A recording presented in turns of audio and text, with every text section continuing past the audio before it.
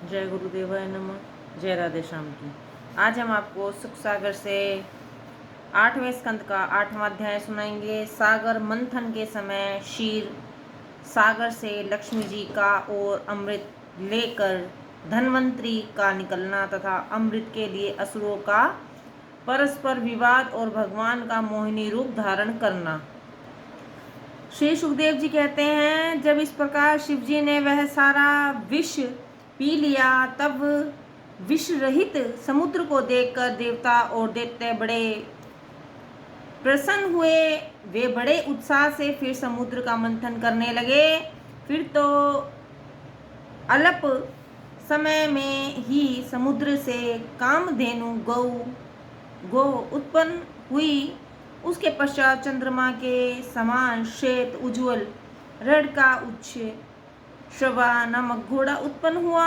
उस घोड़े को दैत्यों के राजा बलि ने चाहा कि वे, किंतु देवताओं को श्री विष्णु जी भगवान ने पहले ही सिखला दिया था।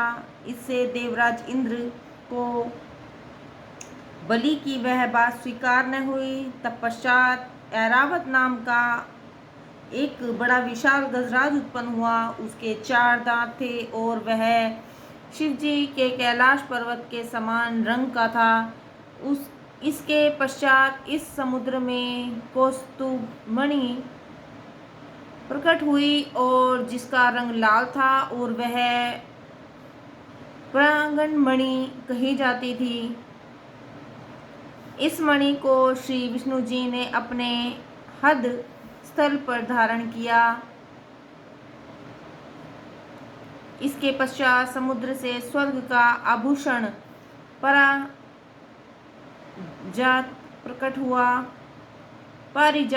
हुआ, जो याचकों के सब मनोरथों को पूर्ण करने वाला है। इसके पश्चात गले में स्वर्ण की अशर्फियां का हार और शरीर पर उत्तम वस्त्रों को धारण किए अप्सराएं प्रकट हुई, जिनसे स्वर्गवासियों का मनोरंजन होता है। इसके पश्चात समुद्र ने श्री लक्ष्मी जी को बाहर किया, जो भगवान में अविचल भक्ति धारण किए रहती हैं। उनके तेज से समस्त दिशाएं प्रकाशित हो गई। समस्त देवता दैत्य और मनुष्यों ने उन्हें ग्रहण करना चाहा। लक्ष्मी जी के सौंदर्य, उनकी उदारता, तप और रंग से सब के सब आकर्षित हो गए। इंद्र उनके लिए अद्भुत आसन लाए। बड़ी बड़ी नदियां साक्षात शरीर धारण कर सोने के घड़ों में पवित्र जल भरकर ले आई। पृथ्वी ने अभिषेक के योग्य सब औषधियों प्रकट की। गौओं के पंच दिया।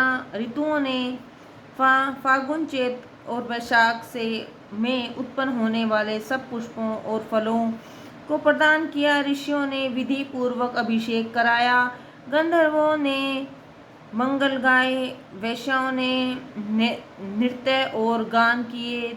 देवताओं ने बड़े शब्द वाले मृदंग, पवन, गोमुख, मुरज, नगाड़ा, शंख, वेणु और वीणाओं को बजाया। पश्चात दिग्गजों ने भरे हुए घड़ों से हाथ में कमल लिए लक्ष्मी जी देवी को स्नान कराया और ब्राह्मणों ने सूत वाक्य पढ़े।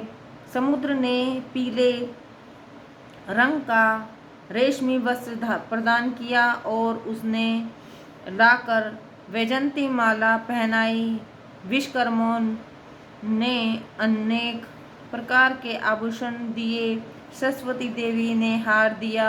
ब्रह्मा ने कमल और नागों ने कुंडल प्रदान किया। पश्चात ऋषियों ने प्रस्थान का मंगल पाठ पढ़ा और लक्ष्मी जी हाथ में कमल की वह माला लिए हुए थी कि जिस पर अति सुगंध के कारण भौरे गुजर रहे थे। वहां से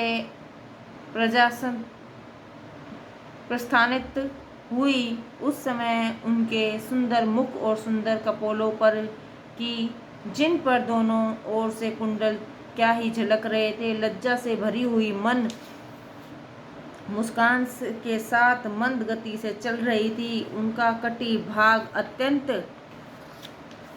खुश था। उनके दोनों सतनों का जोड़ा एक सा और परस्पर सटा हुआ सा था। उनके दोनों सतनों का जोड़ा एक सा और परस्पर सटा हुआ था। उसमें चंदन लगा हुआ था और उनके चलने पर नुपुरों का बड़ा ही मनोहर शब्द हो रहा था। चलते समय वे स्वर्ण की लता के समान शोभामान हो रही थी।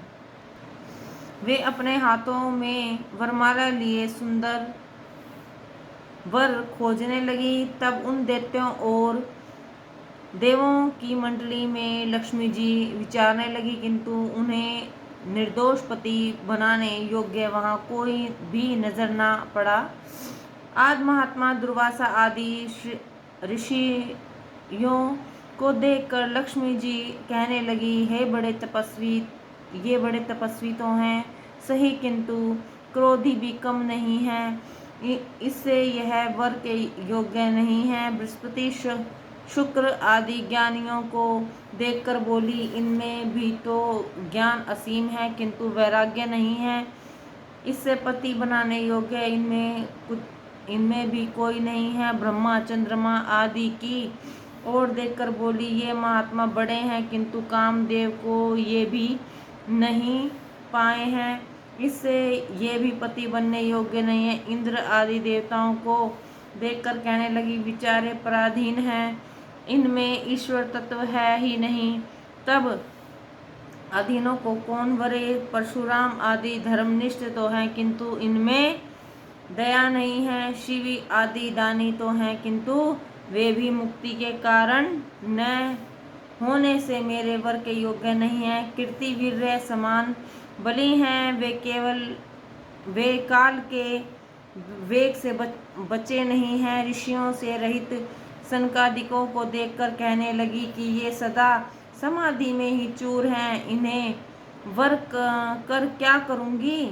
मार्कंडेय आदि में आयु है तो क्या उनमें स्त्रियों के सुखकारी स्वभाव नहीं है? हिरण्यकशिप के समान पुरुषों में स्त्रियों को सुख देने वाले स्वभाव तो है, किंतु उनकी भी आयु का निश्चय नहीं है कि वे कब यहाँ से चलते बने।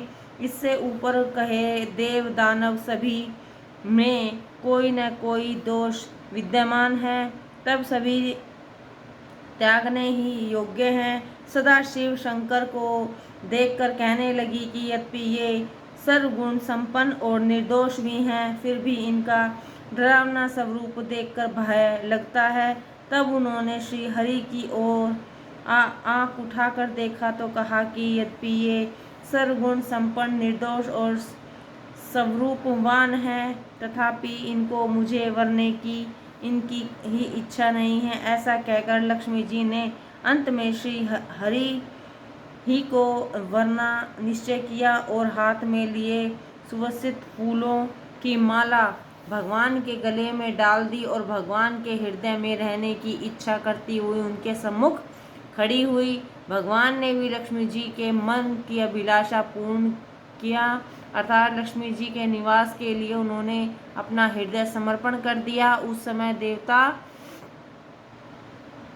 देवताओं ने भगवान पर फूलों की वर्षा कर बड़ा आनंद मनाया और तब फिर समुद्र मथने पर तत्पर हुए, हे राजन, अब की बार इसमें से एक रूपवती सुरु नाम की कन्या निकली, जिसे असुरों ने ग्रहण कर लिया है। पीछे एक धन्वंतरी नामक पुरुष हाथ में अमृत का कलश लिए बाहर निकला। वह धन्वंतरी साक्षात विष्णु भगवान का अंश था। इससे उसका स्वरूप श्री हरि के समान था। इसी धन्वंतरी अवतार से हरि ने वेदक शास्त्र का प्रचार किया। जिस समय धन्वंतरी हाथ में कलश लेकर जलादि से बाहर निकले, उस समय दैत्यों ने यह जानकर कि अमृत का कलश है, उनसे वह कलश छीन लिया। हे परीक्षित, जब दैत्य लोग कलश छीन कर जाने लगे, तब देवता मन में बड़े उदास हुए और वे सब हरि की शरण में जाकर अपना दुख भगवान से निवेदन किया। श्री हरि ने कहा, तुम सब उदास मत हो, मैं अपनी माया के प्रभाव से मैं उनमें परस्पर में कलह कराकर तुम्हारा काम पूरा करूंगा। हे राजन, इधर असुरों में भारी कलह मचा। कोई कहता है कि इस अमृत को मैं पीऊंगा और कोई कहता है मैं नहीं, मैं पीऊंगा। कोई कहने लगा, अरे इसमें देवताओं ने भी परिश्रम किया है, इससे उसमें उनका भी भाग है लगेगा। यह धर्म सनातन से चला आया है कि जिस धन के उपार्जन में अनेकों का बल लगता है, उसमें सबको बराबर बराबर भाग मिलता है। इस प्रकार से वे दैत्य आपस में, जब कोई बलवान दैत्य उस कलश को छीन लेता, तब एक दूसरे से निर्बल दैत्य ऐसा कहकर उनसे वह अमृत का भाग लेने की चेष्टा करते। तब दैत्यों में फूट पड़ गई। यह देखकर और उपयुक्त अवसर जानकर देवताओं के लिए अमृत प्राप्त कराने को श्री विष्णु जी ने एक सुंदर आश्चर्यमय स्त्री का रूप धारण किया और कि जिसकी शोभा कहते नहीं बनती।